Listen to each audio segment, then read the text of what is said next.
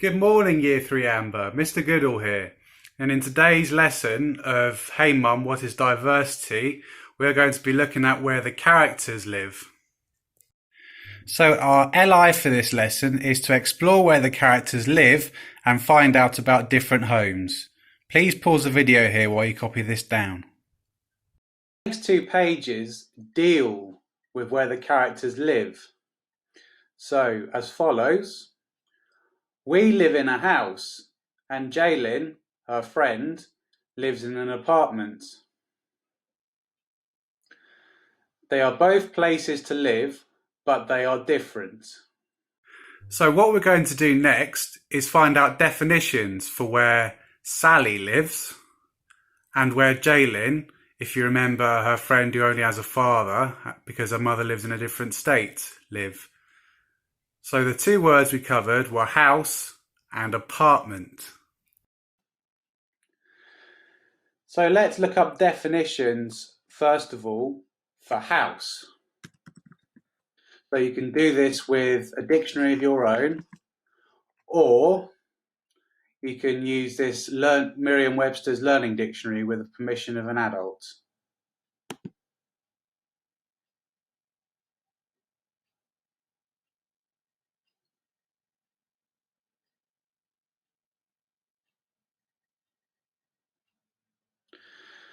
So here we have definition of a house, a building in which a family lives,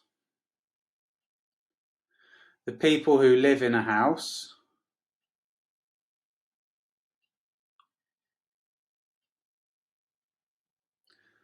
and there are lots of definitions because house has many definitions. However, the definition we're looking for is a building in which a family lives. Please pause the video while you copy this down. The next definition we're going to look for is that of apartment.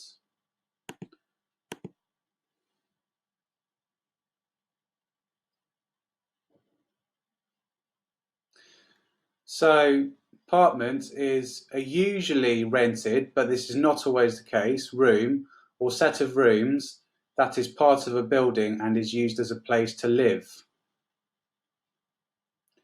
So another definition for apartment could be this is usually set to a single floor or maybe two floors.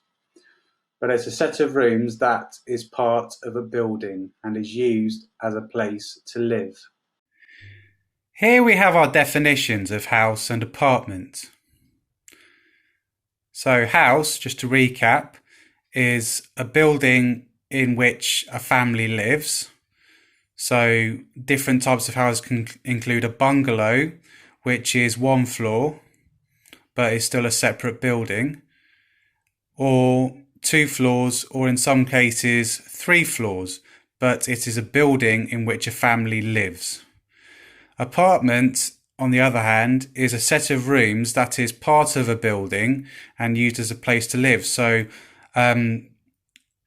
a building with apartment can have several apartments, as much as 10 to 20, and they are very, very high blocks, which can hurt your neck a bit to look at. So apartment is your own set of rooms within a building in which a place you might use to live. So now we're going to be looking at various other places to live on this web page. So a flat, which is another word for apartment. A flat is a place to live that shares a building with lots of other homes. A tower block is a tall building, in which I told you about earlier, containing lots of flats or apartments.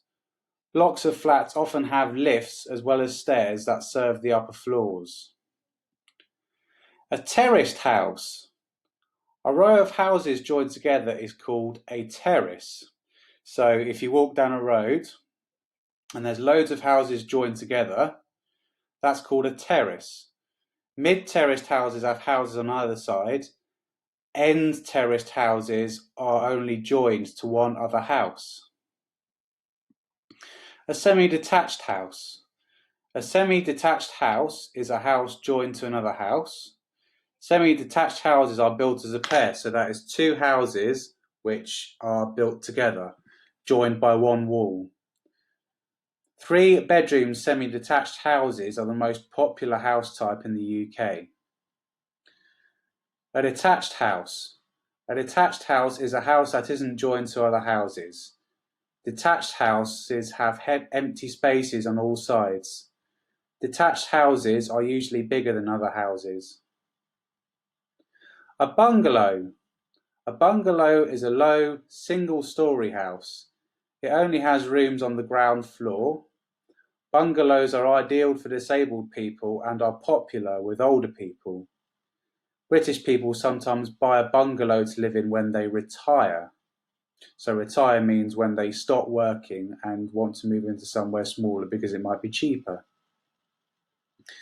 Halls of residence. A hall of residence is a building designed for students to live in. Students typically rent rooms or flats in halls to live in during term time.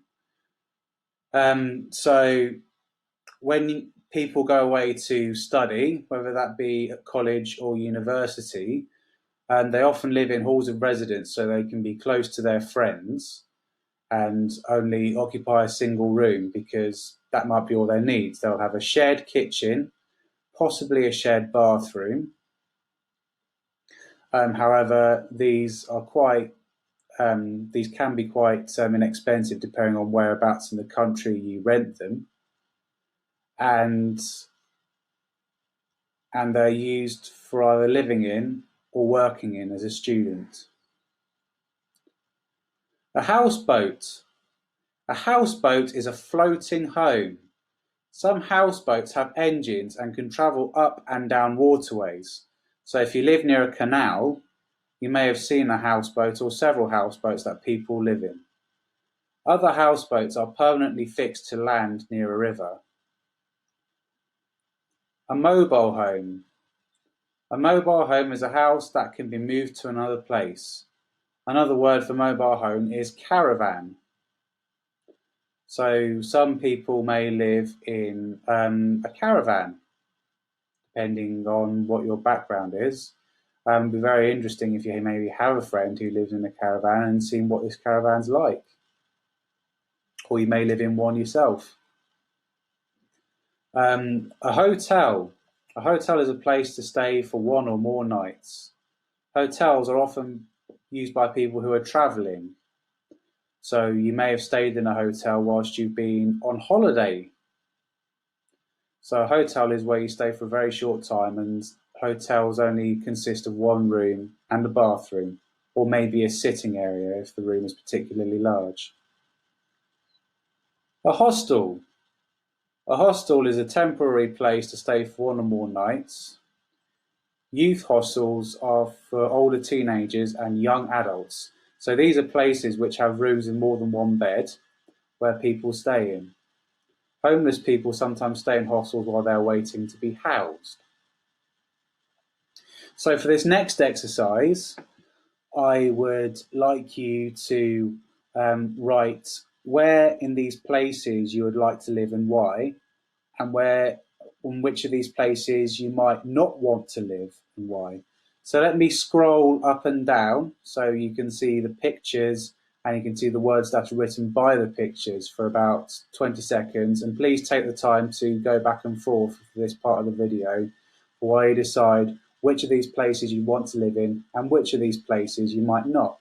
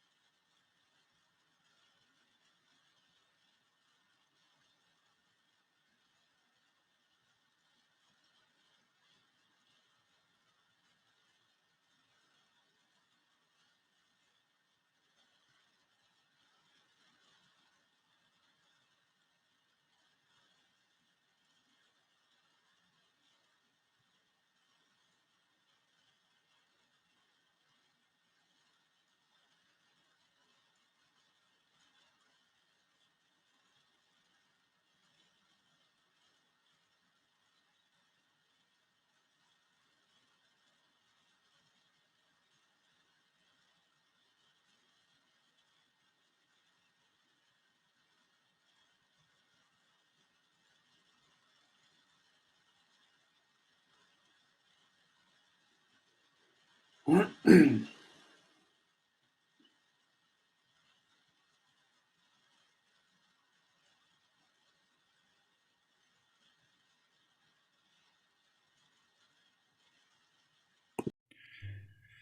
the sentence structure for this bit of the lesson is as follows. I would like to live in a because. I would not like to live in a because. So for example, you could say I would like to live in a houseboat because I would like to live on water and go swimming whenever I like. I would not like to live in, which is your choice, because and these reasons can be entirely your own. So if you like to write this, or as I said in previous lessons, ask an adult and record this in a voice memo and send it in along with your work, that would be great. So our next task for this lesson will be to design your dream place to live. So for this you'll need a sheet of A4 paper, a pencil and some colours. So your dream home could be anything. So it could be a floating home with 3 floors, for example. It could be an apartment for you, your special family and your special pets to live. Or it could be a house where you could put a basement for a gaming room beneath. So these are just examples and don't have to be copied from what I said, but I want to use your imagination as much as possible for your dream house and put everything in it that you would like to have around you where you live. So if you could submit your drawings, voice memos if you've recorded any, and of course your worksheet with your LI and your definitions and your sentences on to year3@grange.harrow.sch.uk. That would be great so we can see all the work you've been putting in so far. Thank you very much.